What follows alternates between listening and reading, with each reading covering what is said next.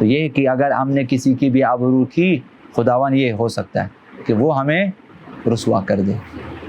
خداوند متعال مومن کا مددگار ہوتا ہے، جب ہم کسی مومن کی بے آبرو کریں گے وہ شخص بے آبرو ہو جائے گا۔ تو یہ فرمایا کہ تتبع اللہ عورتہ، خداوند اس کے راز کو فاش کرے گا۔ ومن تتبع اللہ عورتہ، خداوند جس کے راز کو فاش کرنا چاہے، یفضحہ، خداوند اسے رسوا کر دیتا ہے، ولو فی جوف بیتی، اگرچہ وہ اپنے گھر کے اندر پوشیدہ ہی کیوں نہ ہو۔ ایک حدیث مبارکہ یعنی اسی غیبت کا تتمہ ہے، انہی سے غور سے سنیں اور تحمل سے سنیں کہ یہ بہت سخت بات بتا رہے ہیں یہ صاحب کتاب۔ وہ یہ کہ غیبت کرنے والا حلال زادہ نہیں ہے۔ اب یہ ہم سب کے رونگٹے کھڑے ہو جائیں گے مسئلہ، بہرحال تو اس کا معنی انہوں نے جو کیا ہے، تو بعض روایتوں میں آیا ہے کہ جو دوسروں کی غیبت کرتا ہے، شاید ایسے لوگوں کی جو غفلت میں نہیں بلکہ جان بوجھ کے مسلسل کسی کی عیب جوئی کرتا رہتا ہے اور آگے تک مطلب فتنہ، اسے نواز نصیحت قرآن حدیث کا اثر نہیں ہوتا، مطلب یہ لوگ مثلا مراد ہے جو دوسروں کی آبروریزی کے لیے کرتا ہے۔ عموماً مومنین آبروریزی کے لیے غیبت نہیں کرتا، بس ان سے وہ ہو جاتے ہیں، دوستی میں ہو جاتا ہے، بھنڈار میں ہو جاتا ہے، غفلت میں ہو جاتا ہے۔ تو شاید وہ لوگ مراد ہیں جو جان بوجھ کے کسی کی آبروریزی کرنا چاہتا ہے اور اس لیے غیبت کرتے، عیب جوئی کرتے وغیرہ۔ تو یہ روایت میں آیا کہ وہ شخص حلال زادہ نہیں ہے، اور یہ کہا گیا ہے کہ اگر حلال زادہ ہوتا تو یہ جو ہے ہرگز اس گناہ میں مبتلا نہ ہوتا، یہ لکھا ہو۔ تو میں حدیث کو پڑھ لیتا ہوں، پھر اس کے بعد جو انہوں نے توجیہ پیش کی ہے وہ بھی ہم عرض کر دیتے ہیں۔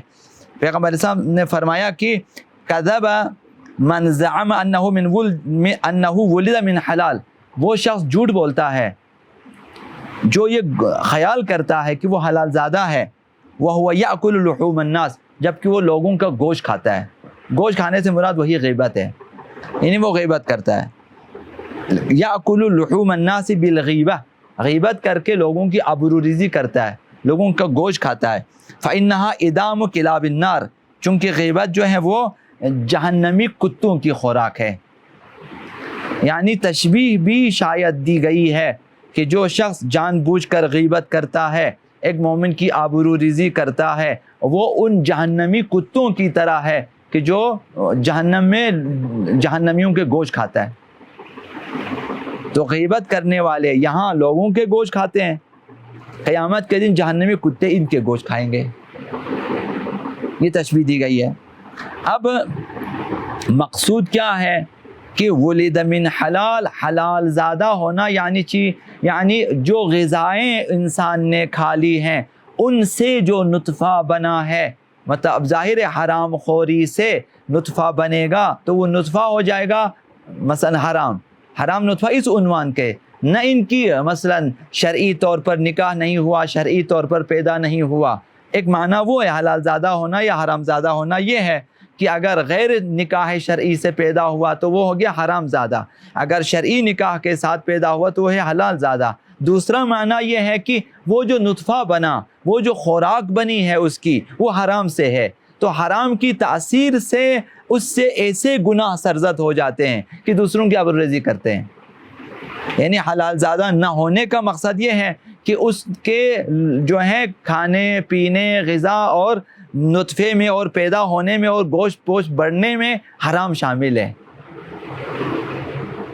تو وہ جو ہے حرام غذاؤں کے مجموعے سے پیدا ہوا، یعنی یہ توجیہ کی گئی ہے۔ تو مراد یہ ہو سکتی ہے، یا جیسا کہ انہوں نے عرض نہیں کیا، میں نے عرض کیا آپ کی خدمت میں، ممکن ہے کہ وہ لوگ شامل ہیں کہ جو کہ اس کے بارے میں یعنی حلال زادہ ہونے میں شک ہونا چاہیے، جو مسلسل دوسروں کی آبروریزی کرتا ہے، واعظ و نصیحت کا ان پہ اثر نہیں ہوتا، محض فتنہ فساد وغیرہ چاہتے ہیں، یہ ان کے بارے میں صادق آ سکتے ہیں۔ البتہ تمام مؤمنین کے بارے میں جو اس بیماری میں مبتلا ہیں صادق نہیں آتے، چونکہ اولاً جو ہے جان بوجھ کے نہیں کرتے، عموماً مؤمنین جان بوجھ کے نہیں کرتے، یعنی سوچ سمجھ کے غیبت نہیں کرتے، اور کسی کی آبروریزی کرنا محض ان کا فیصلہ ہو ایسا بھی نہیں ہے.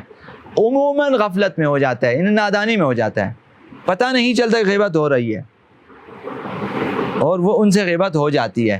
دوستی میں, مشورے میں, اور مثلاً ان میں غیبتیں ہو جاتی ہیں. باتیں کرتے کرتے غیبت تک پہنچ ہی جاتی ہے, مشورہ دیتے دیتے غیبتیں ہو جاتی ہے.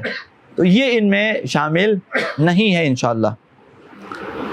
تو مقصود یہی ہے کہ حلال زادہ نہ ہونا اس حدیث میں یہ تغذیے کی طرف اشارہ ہے. یعنی غذائے حرام سے نطفہ بنا اور وہ پھر بچہ بنا اور دنیا میں آ گیا. تو اس غذائے حرام کی تاثیر یہ ہے, احتمالاً یہ ان لوگوں کی نشانی اور خصوصیات ہے کہ یہ جو میں نے عرض کیا, 2 جملے انہوں نے بھی عرض کیا کہ جو مسلسل ان کا کام ہی غیبت کرنا ہے, یہ ان کی نشانی ہو سکتی ہے جنہوں نے اپنا نصب العین قرار دیا ہے, لوگوں کی آبروریزی کرنا اور دوسروں کو تکلیف پہنچانا. اور یہاں پہ جو لفظ استعمال ہوا ہے جس کو ادبی اصطلاح میں مضارع کہا جاتا ہے, فعل مضارع, جس میں استمرار کا معنی پایا جاتا ہے کہ ایک فعل انسان انجام دے اور وہ جاری رہے, تو اس کو کہتے ہیں استمرار, اس کو کہتے ہیں مضارع کہا جاتا ہے. یہاں پر فعل مضارع استعمال ہوا کہ یاکلو, کھاتا ہے, یعنی مسلسل کھاتا ہے, لحوم الناس بالغیبہ, یعنی مسلسل غیبت کرتا ہے, لوگوں کے گوشت کھاتے ہیں, آبروریزی کرتا ہے. تو یہ ان لوگوں کی طرف اشارہ ہے جن میں تسلسل کے ساتھ ہے, نہ کہ گاہی بگاہی غفلت میں. تو ابھی قتل کرنا اسی طرح سے ایک مومن سے قتل خطا ہو سکتا ہے, لیکن جان بوجھ کے اس نے قتل نہیں کیا, تو وہ ان میں شامل نہیں ہے. صرف وہ لوگ شامل ہیں جنہوں نے نصب العین بنایا ہے لوگوں کی آبروریزی کرنے کو اور غیبت کرنے کو, چونکہ ان کا مقصد فتنہ و فساد ہے, تو وہ لوگ شامل ہیں. تو بہرحال غیبت میں یہ خطرات ہیں. اور اگلا عنوان یہ بھی عرض کروں گا, غیبت کرنے والا مومن نہیں ہو سکتا, یہ عنوان ہے. ایک حدیث میں آیا ہے کہ جو شخص کسی مسلمان کے پیٹھ پیچھے بدگوئی کرتا ہے اس کا ایمان نہیں ہوتا. پیغمبر صاحب نے فرمایا یا معشر من آمن باللسان, اے وہ لوگ جنہوں نے زبان سے ایمان لایا, اے وہ لوگ جنہوں نے زبان پہ اقرار کے ذریعے ایمان لایا ہے, ولم یؤمن بقلب, دل سے ایمان نہیں لایا. ان کے لیے کہا, زبان سے کہا مومن, دل میں ایمان نہیں ہے, دل سے ایمان نہیں لایا. لا تغتابوا المسلمین, مسلمانوں کی غیبت نہ کرو, مسلمانوں کے پیٹھ پیچھے برائی نہ کرو. ولا تتبعوا عوراتہم, لوگوں کے رازوں کے پیچھے مت جاؤ, لوگوں کے پوشیدہ اسرار کی تتبع میں مت جاؤ, ان کی جستجو نہ کرو. فإنه من تتبع عورت اخیہ, جو کسی اپنے مومن بھائی کے جو ہے اسرار جاننے کی کوشش کرتا ہے, راز کی باتیں فاش کرنا چاہتا ہے, تتبع اللہ عورت, خداون اس کے راز کو فاش کرے گا. یہ ہونے والا ہے. اگر ہم نے کسی کو بے آبرو کیا, خداون ہمیں بے آبرو کر دے گا. دعائے کمیل پڑھتے ہو شفقت صاحب, خداوند متعال کی بارگاہ میں کیا دعا کرتے ہیں؟ ولا تفضحنی, یعنی مجھے رسوا نہ کر, بخفی ما اطلعت علیہ من سری, میری ان باتوں کے سبب جو میں خلوت میں انجام دیتا ہوں, تو آگاہ ہے. ولا تفضحنی بخفی ما اطلعت, تو آگاہ ہے, علیہ من سری, میں نے جن کو چھپا لیا ہے. ولا تفضحنی بخفی ما اطلعت علیہ من سری ولا تعاجلنی بالعقوبۃ, جلدی سے سزا نہ دینا مجھے. تو یہ کہ اگر ہم نے کسی کی بھی آبرو کی, خداوند یہ ہو سکتا ہے کہ وہ ہمیں رسوا کر دے. خداوند متعال مومن کا مددگار ہوتا ہے. جب ہم کسی مومن کی بے آبرو کریں گے, وہ شخص بے آبرو ہو جائے گا. تو یہ فرمایا کہ تتبع اللہ عورتہ, خداوند اس کے راز کو فاش کرے گا. ومن تتبع اللہ عورتہ, خداوند جس کے راز کو فاش کرنا چاہے, یفضحہ, خداوند اسے رسوا کر دیتا ہے. ولو فی جوف بیتی, اگرچہ وہ اپنے گھر کے اندر پوشیدہ ہی کیوں نہ ہو, گھر کے اندر رسوا کر دیتا ہے. بیوی بچوں میں رسوا ہو جاتا ہے, شرمندہ ہو جاتا ہے. یہ غیبت کا انجام بہت برا انجام ہوگا. خداوند ہم سب کو بچا لے. بہرحال آخری یہ عرض کروں گا انواع غیبت، غیبت کی قسمیں یہ عرض کر دوں گا کہ بعض لوگوں کا تصور یہ ہے کہ غیبت صرف زبان سے ہو سکتی ہے اور کسی طرح سے غیبت نہیں ہو سکتی ہے، مگر لیکن انسان دوسروں کے نقائص اور عیوب کو سمجھا دے، کسی کو کسی بھی طریقے سے، اشارے سے، کنایے سے، لکھنے کے بعد کارٹون بنا کے کسی طرح سے بھی سمجھا دے، وہ جس طرح مثلا بول کر، لکھ کر، اشارہ، کنایہ، رم، تقلید، نقل وغیرہ کے ذریعہ سب غیبت ہے اور حرام ہے، سب غیبت اور حرام ہے. ابھی کسی کے لنگڑے کی طرف اشارہ کرے کہ لنگڑا آ رہا ہے، کسی کے کانے جو ہے ایک آنکھ والے کے اشارہ اندھا ہونے کی طرف، بہرا ہونے کی طرف اشارہ کریں آپ خالی، یا کسی کو اس طرح بولے مثلا پاگل ہے، اشارہ کرے کہ اوپر سے فارغ ہے. ابھی تو سکرو بولتے ہیں کہ سکرو ڈھیلا ہے اوپر ادھر سے. جس طرح اشارہ کنایا کسی طرح سے بھی غیبت ہے. عیب اور نقص بیان کیا، دوسرے کو سمجھا دیا، غیبت ہو گئی ہے. روایات میں اس کی تصریح ہو گئی ہے کہ حضرت عائشہ نے فرمایا کہ دخلت علینا امرأۃ، ایک خاتون ہمارے پاس آ گئی، فلما ولت اومأت بیدی، جب وہ خاتون چلی گئی تو میں نے ہاتھ سے اس کی طرف اشارہ کیا، انہا قصیرہ، کہ یہ چھوٹی ہے. ہم لوگ یہاں پہ نا فٹ 1.5 فٹ وغیرہ، وہ خاتون کوتاہ قد تھی. حضرت عائشہ نے اشارہ کیا کہ یہ 1.5 فٹ کی عورت، مثلا چھوٹے قد کی طرف اشارہ کیا، انہا قصیرہ. فقال النبی، پیغمبر اسلام نے فرمایا قد تبتہا، تو نے اس کی غیبت کی ہے. حضرت عائشہ سے فرمایا پیغمبر اسلام نے کہ تو نے اس کی غیبت کی ہے، یہ غیبت ہے. ابھی ہم کتنے اشارے کرتے ہیں اس طرح یا چھوٹے، جس طرح بھی اشاروں کی غیبت ہو گئی ہے. بہرحال اگر کوئی شخص کسی کا نام لے اور اس طرح سے نام لے اور بات کرے کہ سننے والے کو قرائن، شواہد مثلا سے سمجھ جائے کہ کہنے والے کا مطلب کون ہے، نام لے کے بتائیں تب بھی غیبت ہے. نام نہ لیں، اشارہ کنایے سمجھا دیں کہ دوسرے کو پتہ چلے آپ کس کے بارے میں بول رہے ہیں، تب بھی غیبت ہے.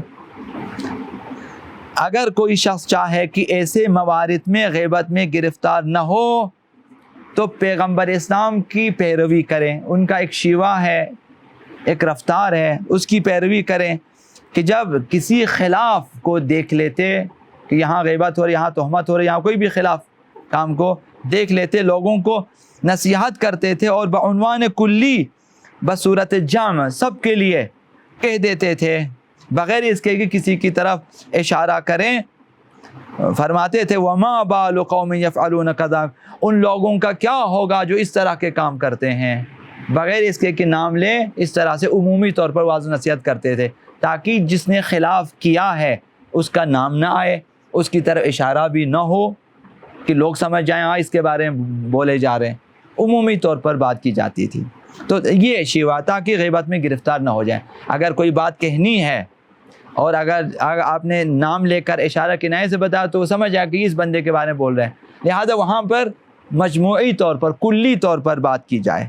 بہرحال حضرت عائشہ سے نقل ہے کہ کان رسول اللہ صلی اللہ علیہ وسلم اذا بلغه عن الرجل شیء لم يقل، پیغمبر اسلام کی روش یہ تھی کہ جب آپ کو یہ خبر مل جاتی تھی کہ فلاں شخص نے مثلا کوئی ایسی ناروا بات کی ہے، لم یقل ما بال فلان مثلا ولیکن یقول ما بال اقوام، آپ پیغمبر اسلام یہ اس طرح نہیں فرماتے اس شخص کو کیا ہو گیا کہ جب پیغمبر اسلام کو اطلاع مل جاتی تھی بھائی وہ اس طرح کام کرتے ہیں تو آپ نام نہیں لیتے تھے کہ یہ تم وہ کیا کر رہا ہے، نام نہیں لیتے تھے، بلکہ فرماتے تھے ما بال اقوام، ان لوگوں کو کیا ہو گیا ہے، سب کے نام، سب کو جمع استعمال کرتے تھے کہ یقولون، کہ اس طرح کی باتیں کرتے ہو، حتی یفضح احدا، کسی کو رسوا کر دیتا ہے، لوگوں کو کیا ہو گیا ہے کہ لوگوں کو مثلا ایسی باتیں کرتے ہو کہ کوئی شخص رسوا ہو جائے عمومی طور پر بات، تاکہ آپ نے کسی کی غیبت نہیں کی،